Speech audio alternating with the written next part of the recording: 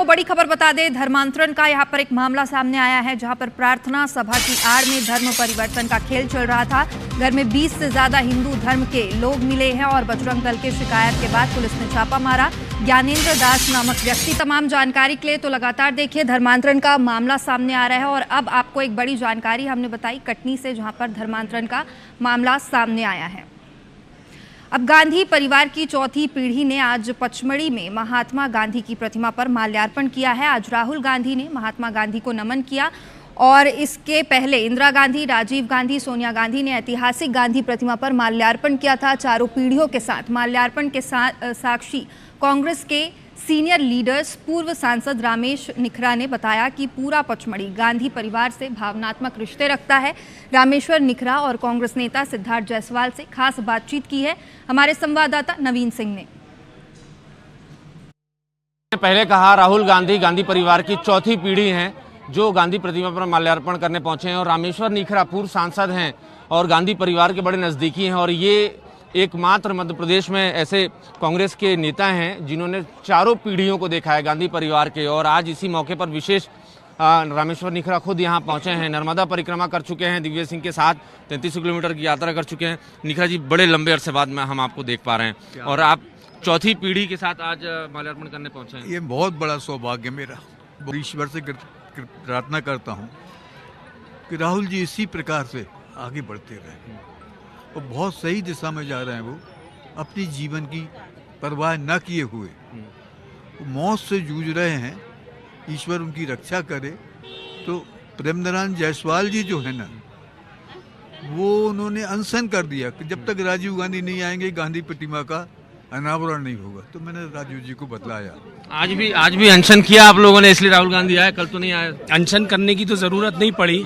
असल में कुछ प्रोग्राम में हेरफेर हो गई थी, लेकिन उन्होंने अपना वादा निभाया। अभी जिस तरीके से बता रहे हैं कि गांधी परिवार के तमाम सदस्यों को लेकर आए और राजीव गांधी के प्रधानमंत्री रहते का किस्सा बता रहे थे कि सेंटिमेंटल इशू हो गया था। पचमढ़ी के लोग भावनात्मक रूप से राजीव गांधी से जुड़ गए थे और यही वजह थी कि राहुल गांधी आज यहाँ आए। हालांकि कल का शेड्यूल था लेकिन कुछ देरी हुई, इस कारण कल यहाँ नहीं आ पाए, तो आज आए हैं।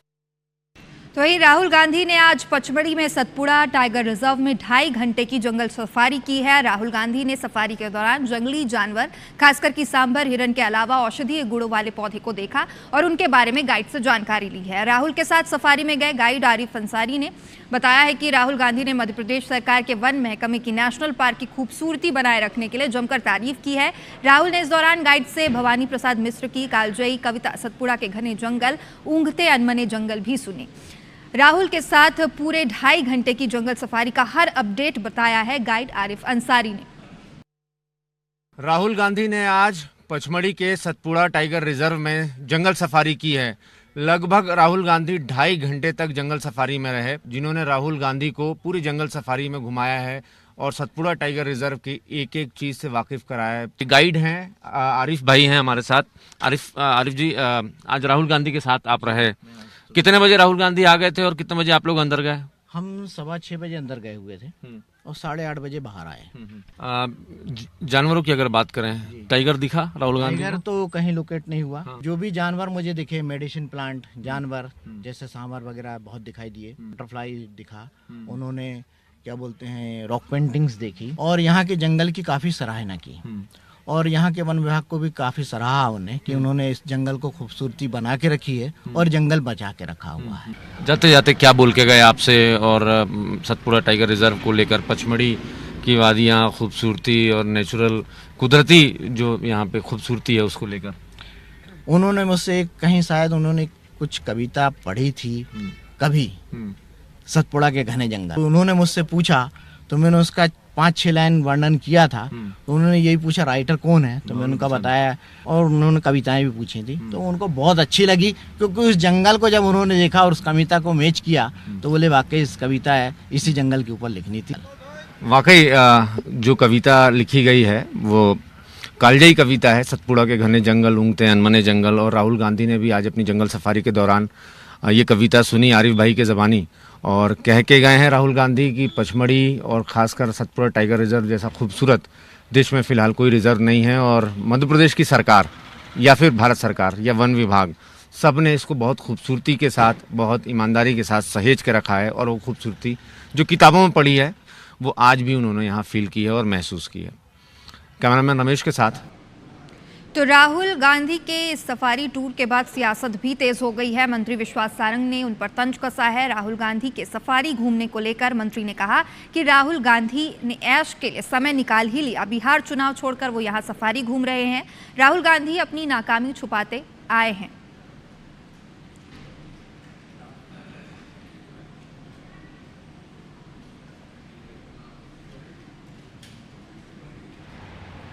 मैं ऐशो आराम के लिए उन्होंने समय निकाल लिया। एक तरफ आप बातें करते हो कि देश में चुनाव आयोग निष्पक्षता के साथ काम नहीं कर रहा, ये फिर एक बार स्थापित हुआ कि राहुल जी राजनीति को सीरियसली नहीं लेते। तो वही पचमढ़ी में राहुल गांधी की बड़ी फैन फॉलोइंग भी नजर आई है। राहुल गांधी जब गांधी चौक से निकल रहे थे तब एक नन्ही सी बच्ची को देखकर राहुल गांधी का काफिला कुछ देर के लिए वहां पर थम गया। राहुल ने बच्ची को एक तोहफा दिया। बच्ची की मां ने कहा कि ये तोहफा वो किसी को नहीं देंगी, ना इसका रैपर फेंकेंगी। बच्ची के परिवार वालों ने कहा कि राहुल एक दिन प्रधानमंत्री जरूर बनेंगे। परिवार वालों से बात की है संवाददाता नवीन सिंह ने। राहुल गांधी की दीवानगी की एक तस्वीर हम आपको दिखाने जा रहे हैं। मेरे साथ इस वक्त पचमढ़ी में एक फैमिली है जो सागर से आई हुई है और अभी इन सभी लोगों ने राहुल गांधी से मुलाकात की। राहुल गांधी जब गांधी प्रतिमा पर माल्यार्पण करने के बाद निकल रहे थे तो इस प्यारी सी बच्ची को देखकर राहुल गांधी रुके और राहुल गांधी ने इस बच्ची को प्यार किया। आप देखिए अब थोड़ा वो शर्मा रही। बेटा आज किससे मिली हो? राहुल गांधी से। किनसे मुलाकात हुई है आज? राहुल सर। तो ये उनकी फैमिली है और देखिए राहुल गांधी ने मुलाकात के दौरान एक रिटर्न गिफ्ट दिया है। गिफ्ट आप मम्मी हैं इनकी? हाँ, गिफ्ट बच्ची की मम्मी के पास है। और क्या स्पेशल गिफ्ट है? और मैंने सुना कि आज आपने कुछ कसम भी ले ली है। ये पिस्ता का पैकेट है जो मेरी बच्ची को मिला है। वो स्पेशल तौर पर मेरी बेटी से मिले और ये पैकेट दिया। ये मैं खाने तो दे सकती हूँ सबको, पर ये पैकेट मैं फेंकूंगी नहीं, क्योंकि इतनी बड़ी हस्ती से मेरी छोटी सी नन्ही सी बच्ची को मिला जो मैंने कभी नहीं सोचा था। कल के दिन बच्ची बड़ी होकर ऑटोग्राफ लेगी राहुल गांधी का। इसीलिए मैं ये पैकेट तो कभी नहीं फेंकूंगी, अपने पास ही रखूंगी हमेशा। प्रधानमंत्री बनेंगे? बिल्कुल बनेंगे और नेतृत्व उनके हाथ में सुरक्षित है। देश को डेवलप वही कर सकते हैं। मैं तो बस इतना चाहूँगा कि राहुल गांधी जी को एक मौका ज़रूर दिया जाए, क्योंकि अब हमें इस देश के लिए एक पढ़ा लिखा प्रधानमंत्री चाहिए। एक ऐसा प्रधानमंत्री चाहिए जो अपने डिसीजन खुद ले सके, ना कि वो अपने बोर्ड ऑफ मेंबर से बैठ के पूछें कि मुझे क्या करना चाहिए क्या नहीं करना चाहिए। इस देश का विकास बहुत ज़रूरी है, ना कि विदेशों में घूम के यहाँ वहाँ पैसा बर्बाद नहीं करना चाहिए। उस पैसा को शिक्षा में, उस पैसा को अस्पतालों में, उस पैसा को डेवलपमेंट में लगाना चाहिए लोगों के। बस मैं इतना ही अपील करता हूं कि राहुल गांधी एक ना एक दिन प्रधानमंत्री जरूर बनेंगे। बड़ी उम्मीदें इन लोगों को हैं और राहुल गांधी जाते जाते जो गिफ्ट देकर गए हैं और पूरा परिवार बहुत खुश है और ये कह रहा है कि हम पैकेट तो कभी नहीं फाड़ेंगे, क्योंकि उस पैकेट को राहुल गांधी ने हाथ लगाया है। कैमरामैन रमेश के साथ नवीन से। मंत्री कैलाश विजयवर्गीय ने बिहार विधानसभा चुनाव को लेकर बड़ा बयान दिया है। उन्होंने दावा किया है कि भाजपा और एनडीए गठबंधन बिहार में 160 से ज्यादा सीटें जीतने जा रहे हैं। वहीं राहुल गांधी पर निशाना साधते हुए विजयवर्गीय ने कहा कि जिस हिसाब से राहुल गांधी बार बार वोट चोरी कह रहे हैं, लोग अब उन्हें सीरियसली नहीं ले रहे। मुझे लगता है कि जब परिणाम आएंगे तब राहुल गांधी मुंह छुपाने के लिए विदेश चले जाएंगे। मंत्री ने आगे कहा है कि राहुल गांधी को पहले से अपनी हार का अंदाजा है, इसलिए कभी वो ईवीएम पर सवाल उठाते हैं तो कभी वोट चोरी के आरोप लगाते हैं। जब हार तय हो जाती है तो विपक्ष बहाने ढूंढने लगता है, क्योंकि उन्हें डर है कि उनकी लीडरशिप पर सवाल खड़े होंगे।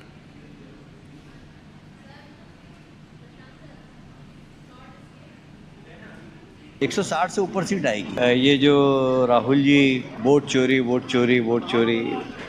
लोगों ने उनको सीरियस ही नहीं लिया, लोगों ने उसमें गंभीरता ही नहीं देखी। और बल्कि जब परिणाम आएगा फिर वो विदेश जाएंगे मुँह छुपाने के लिए। मुझे ऐसा लगता है मशीन को दोष देते हैं, कभी वोट चोरी का आरोप लगाते हैं। जब हार पता लग जाती है ना तो फिर बहाने ढूंढते हैं, क्योंकि लोग उनकी लीडरशिप पे प्रश्न चिन्ह उठाएंगे। बुरहानपुर से आपको बड़ी खबर बता दें, जहां पर शहर के कई वार्डों में डायरिया फैल गया है। गंदा पानी पीने से 20 बच्चों समेत 40 लोग बीमार हुए हैं। जिला अस्पताल में सभी का इलाज जारी है। कलेक्टर ने प्रभावित क्षेत्रों का निरीक्षण किया, पानी के सैंपल लेकर जांच के निर्देश दिए हैं। तो बड़ी खबर आप तक पहुंचा रहे हैं बुरहानपुर से, जहां पर कई शहरों में डायरिया फैल गया है। गंदा पानी पीने से लोग बीमार पड़ रहे हैं। 40 लोग बीमार हुए हैं और इन 40 लोगों में 20 बच्चे भी शामिल हैं। जिला अस्पताल में सभी का इलाज जारी है। कलेक्टर ने प्रभावित क्षेत्रों का निरीक्षण किया है, पानी के सैंपल लेकर जांच करवाने के निर्देश भी दिए हैं।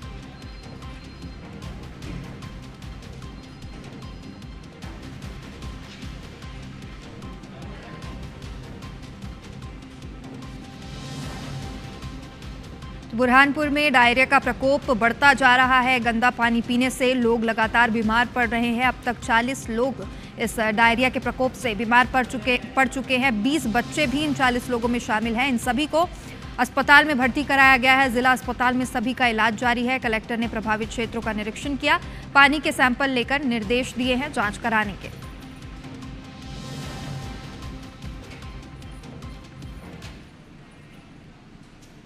नर्मदापुरम से आपको बड़ी खबर बता दें, जहां पर मजार के ऊपर छत डालने को लेकर शिकायत सामने आई है। स्थानीय लोगों की शिकायत के बाद प्रशासन ने काम रुकवा दिया है। नजूल जमीन पर मजार के ऊपर छत डालने का काम हो रहा था। एक्सीलेंस स्कूल के पास का ये मामला बताया जा रहा है। तो बड़ी खबर आप तक पहुंचा रहे हैं नर्मदापुरम से, जहां पर मजार के ऊपर छत डाली जा रही थी और स्थानीय लोगों ने इसकी शिकायत की, जिसके बाद प्रशासन ने पूरा काम रुकवा दिया है। नजूल जमीन पर मजार के ऊपर छत डालने का काम चल रहा था। एक्सीलेंस स्कूल के पास का ये मामला बताया जा रहा है। तो तस्वीरें भी आप तक पहुंचा रहे हैं। नर्मदापुरम की तस्वीरें हैं। ये मजार है जिसके ऊपर छत डाली जा रही थी और इसके बाद लोगों ने शिकायत की और ये पूरा काम रुकवाया।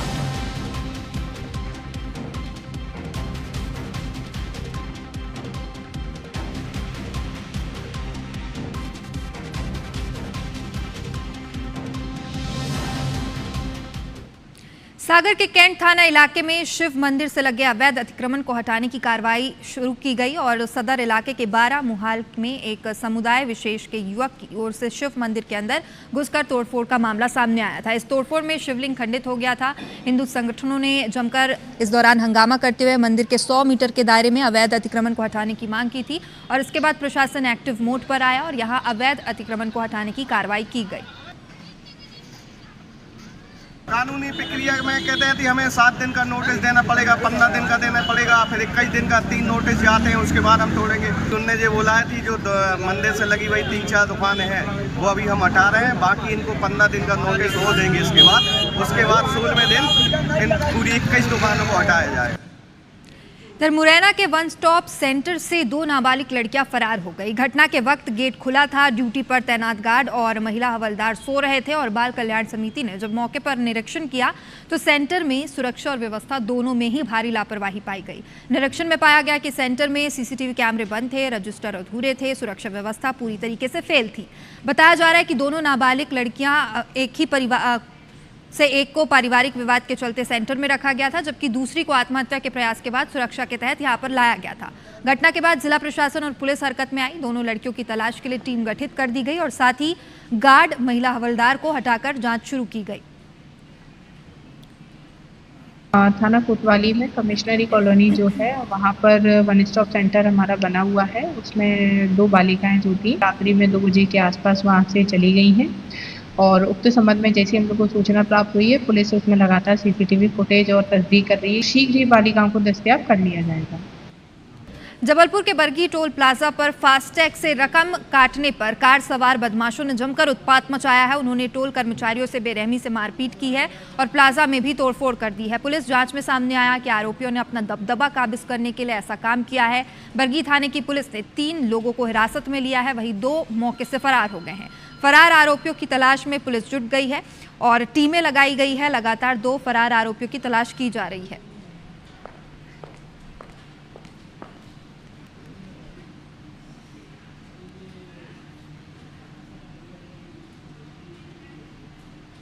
भोपाल में चोरों का आतंक बढ़ रहा है। डेयरी शॉप को चोर ने निशाना बनाया है। डेयरी से चोरों ने घी की चोरी की है और कैमरे में ये तस्वीरें कैद हो गई है। घी और सिलेंडर लेकर चोर यहां से फरार होते दिखाई दे रहा है। भोपाल के अरेरा कॉलोनी का यह मामला है।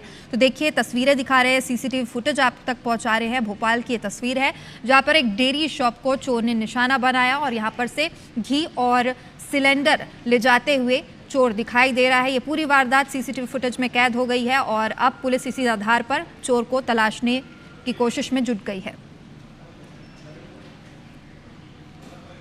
इधर सीधी से आपको बड़ी खबर बता दें, जहां पर शहर में खुलेआम जुए के फड़ चल रहे हैं। सोशल मीडिया में ये वीडियो वायरल हो रहा है। कोतवाली थाना क्षेत्र का ये मामला बताया जा रहा है। तो देखिए तस्वीर आप तक पहुंचा रहे हैं। सीधी की ये तस्वीर है जहां पर खुलेआम जुआ खेला जा रहा है। जुए के कई फड़ संचालित है और सोशल मीडिया में एक तस्वीर वायरल हो रही है जहां पर देख सकते हैं कि लोग खुलेआम सड़क पर बैठकर जुआ खेलते हुए नजर आ रहे हैं। कोतवाली थाना क्षेत्र का ये मामला बताया जा रहा है।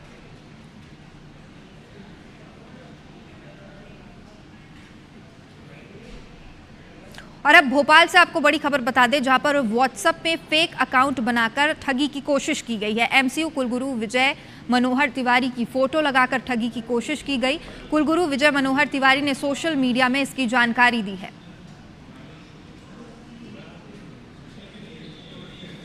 तो देखिए लगातार ठगी के ऐसे केसेस सामने आ रहे हैं जहां पर व्हाट्सएप के माध्यम से इस तरह की ठगी की जाती है। राजकोट अस्पताल के सीसीटीवी कैमरे को हैक करने का मामला सामने आया है, जिसमें हैकर्स ने महिलाओं के संवेदनशील वीडियो रिकॉर्ड कर लिए थे और इसके बाद इस क्लिप को सोशल मीडिया प्लेटफॉर्म पर वायरल कर दिया। ऐसी घटनाएं भोपाल में ना हो, इससे बचने के लिए भोपाल संभागायुक्त हरिनारायण चारी मिश्र ने सीसीटीवी को लेकर एडवाइजरी जारी की है। इसका पालन करने के निर्देश पुलिस कमिश्नर ने दिए हैं और एडवाइजरी में सीसीटीवी का डिफॉल्ट यूजर नेम और पासवर्ड बदलने का निर्देश भी दिया है। शाजापुर जिला अस्पताल में रविवार को एक युवक अपने परिजन का सिटी स्कैन करवाने पहुंचा था। इस दौरान सिटी स्कैन करवाने की बात पर वार्ड बॉय ने झूमा झटकी कर दी। घटना का वीडियो भी सामने आया है। ये सोशल मीडिया पर जमकर वायरल हो रहा है। दरअसल मरीज के परिजन आयुष्मान कार्ड से सिटी स्कैन कराने की बात कह रहे थे, लेकिन वार्ड बॉय ने रविवार के चलते आयुष्मान कार्ड से इलाज संभव नहीं होने की बात कही। इस पर परिजनों ने हंगामा करते हुए वार्ड बॉय से गाली गलौज शुरू कर दी और वार्ड बॉय को मारने का प्रयास भी करने लगे। सूचना पर पुलिस और डॉक्टर मौके पर पहुंचे। मरीज के परिजन को समझाइश दी गई। इसके बाद मरीज के परिजनों ने वार्ड बॉय से माफी भी मांगी। आज रविवार है, आज आयुष्मान नहीं लगेगा। अच्छा, मैंने पेमेंट लगेगा जो भी है। इतने पैसे काहे के लगते हैं, ये मैंने लिखा है। आयुष्मान की सील लगनी थी, वो चाह रहा था कि मेरा पहले कर दो उसके बाद सील लगेगी। इस चक्कर में उसने हमारे वार्ड बॉय राहुल के साथ कॉलर पकड़ी, बदतमीजी की। ट्रामा सेंटर के बाहर फिर माफ़ी मांगी। फिर उस केस में फिर वो उसके बाद वो चला गया। उसकी सिटी स्कैन के लिए बोला तो सिटी स्कैन कराने के लिए उसको भेज दिया गया। इधर श्योपुर जिले के विजयपुर ब्लॉक में इंसानियत को झकझोर देने वाली तस्वीरें सामने आई है। यहां हुलपुर शासकीय स्कूल के मासूम बच्चों को थाली की जगह कागज के टुकड़ों पर मिड डे मील परोसा गया। बच्चे जमीन पर बैठकर खाना खाते नजर आए हैं और कागज के टुकड़ों पर ये खाना खा रहे हैं। इस अमानवीय व्यवहार का वीडियो गांव वालों ने बनाया और सोशल मीडिया पर वायरल कर दिया और उसके बाद प्रशासन में हड़कंप मच गया। बता दें कि बच्चों को स्व सहायता समूह द्वारा भोजन परोसा जाना था, लेकिन समूह के लोगों ने भोजन को थाली के बजाय कागज में परोस दिया। घटना की जानकारी मिलते ही जिला प्रशासन हरकत में आया। डीईओ ने इस पूरे मामले को गंभीरता से लेते हुए स्कूल के प्रभारी हेडमास्टर भोगीराम धाकड़ को निलंबित कर दिया है। वहीं बीआरसीसी और जन शिक्षक को नोटिस भी जारी किया है। संबंधित स्व सहायता समूह का अनुबंध रद्द कर दिया गया है। समूह को कार्य देने का आगामी कार्य जो किया जा रहा है, तब तक जो शाला प्रबंधक समिति है उसको खाना देखने के लिए या वैकल्पिक व्यवस्था के रूप में स्थापित किया गया है। आज हमारे द्वारा स्वयं और जो यहाँ पे जनप्रतिनिधि थे उनको बैठ के खाना का चेक किया गया है। बच्चों से भी पूछताछ की गई है। खाना आज स्वादिष्ट बना है। इसी प्रकार रेगुलर मॉनिटरिंग की जाएगी। ब्लॉक उस स्कूल में बर्तन थे, अगर नहीं सफाई हो रही थी तो उसके लिए समूह उत्तरदायी है, उसके खिलाफ सख्त से सख्त कार्रवाई की जाएगी। और शिक्षा का पूरी तरह से डॉक्टर मोहन यादव की सरकार शिक्षा की गुणवत्ता के लिए और आज से ही खाने की गुणवत्ता के लिए पूरा ध्यान दे रही है और भविष्य में भी देगी। खरगोन से आपको बड़ी खबर बता दें, जहां पर इंदौर इच्छापुर हाईवे पर चक्का जाम किया गया। बासवा, बमनगांव, खनगांव समेत कई गांव के ग्रामीण इसमें शामिल रहे। बिजली और सड़क की समस्या से ग्रामीण लगातार परेशान है और 2 से 3 किलोमीटर तक यहां पर सड़क पर लंबा जाम लगाया। एसडीएम और पुलिस की टीम मौके पर पहुंची और समझाने का प्रयास किया। सनावत थाना क्षेत्र का ये मामला बताया जा रहा है। तो देखिए, खरगोन की तस्वीरें आप तक पहुँचा रहे हैं। कई गाँव के ग्रामीण हैं यहाँ पर इकट्ठा हुए हैं और सड़क और बिजली की ये मांग कर रहे हैं। पानी की समस्या से लगातार ये परेशान दिखाई दे रहे हैं। बिजली और सड़क की समस्या के कारण 2 से 3 किलोमीटर का लंबा जाम यहां पर लगा है। एसडीएम और पुलिस प्रशासन की टीम मौके पर पहुंची। लगातार ग्रामीणों को समझाने की कोशिश की गई है और सनावत थाना क्षेत्र का ये मामला बताया जा रहा है।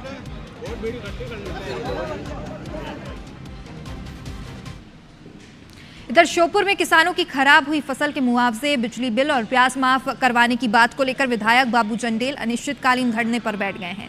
विधायक और किसानों का आरोप है कि कलेक्टर ने 100% फसल नुकसान का सर्वे देखा है, लेकिन 15 दिन गुजर जाने के बाद भी मुआवजे का कुछ भी अता पता नहीं है। विधायक ने यह भी कहा कि ऐसी स्थिति में एक किसान ने आत्महत्या कर ली तो अन्य किसान भी ये कदम उठा सकते हैं। सरकार को जल्द से जल्द किसानों के खाते में मुआवजे की राशि देनी होगी। विधायक ने कहा कि कलेक्टर ने 2 बार आश्वासन दिया, लेकिन मुआवजा अभी तक नहीं मिला। जब तक किसानों को पूरी तरीके से मुआवजा प्रशासन नहीं देता, तब तक वो धरने पर इसी तरह बैठे रहेंगे। गति वर्षा हुई, इस कारण ये धान की फसल है, खरीफ की फसल है, जो पूरी तरह से नष्ट हो चुकी है। तो ये इसके मुआवजे के लिए ये धरना रखा है। और जो बिजली के अधिकतर बिल ज़्यादा आते हैं तो बिल को लेके माफी के लिए भी रखा है और केसीसी ऋण के माफी के लिए भी रखा गया है। 1 वर्ष के दौरान किसानों पर जो चोरी के प्रकरण फर्जी रूप से बनाकर पेश कर दिए गए, उसको पूरी तरह से समाप्त किया जाए, जांच कराई जाए और उसको समाप्त करके और प्रकरणों को वापस लिया जाए। साहब बोल रहे हैं कि किसानों का धरना शांत करो। मैंने 100% किसानों का जो सर्वे करवा के देखा है, तो इनका 100% नुकसान है कि जो 15-20 हज़ार का खर्चा हुआ, वो 15-20 हज़ार का खर्चा जो किसान का हुआ उसका मुआवजा दिया जाए।